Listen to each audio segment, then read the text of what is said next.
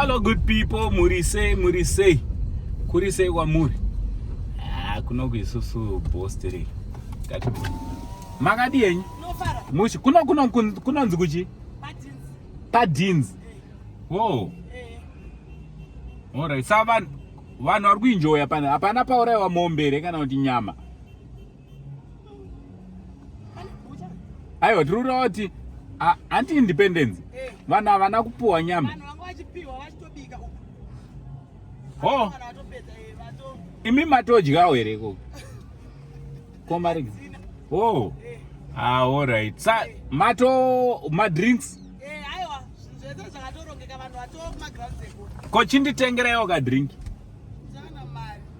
chero iripo iyo kana dhora tingwanawo kunowo drink naye maiguru hamuna here dhora.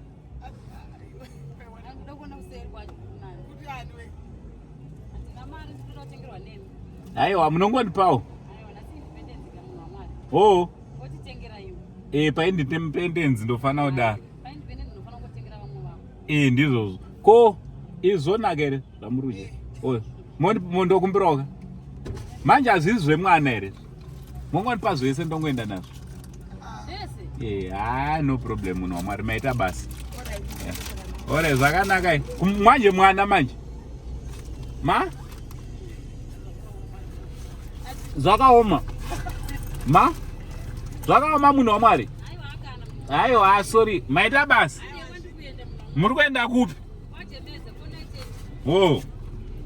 Ore rega ndikoni. Ambuya. Uyai pano. Obvious, haimi mani marambe.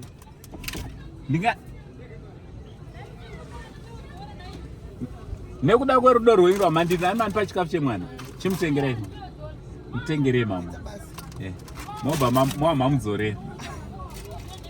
Happy independence anditi. Ndanzi pa independence ndi bless munhu achangondipawo zvinhu sezvozvi. Nevanonzi bosti inonzi Green Gate Engineering and Construction. Inonzi chi?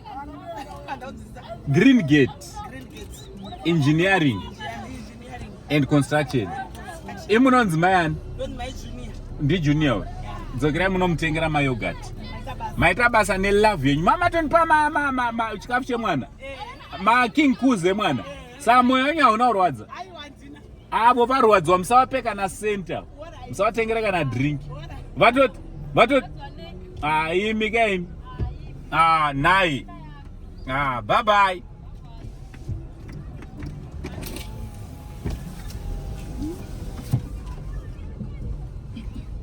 Right, tripana pan paDins. paDins. Along Makuti Karwe Road. Ratidza vanhu zviri kuitika panapa. Taridza vanhu. paDins.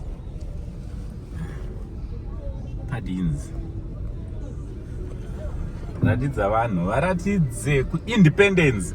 Tazongodarika paDins.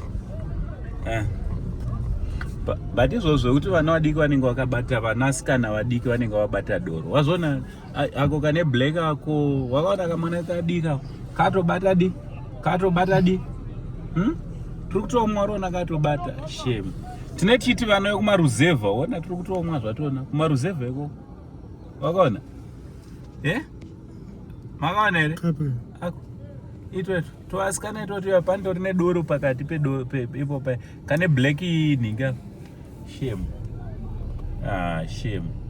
Zvinorwadza. Sa independence yacho nechinzi nekumwa mukati.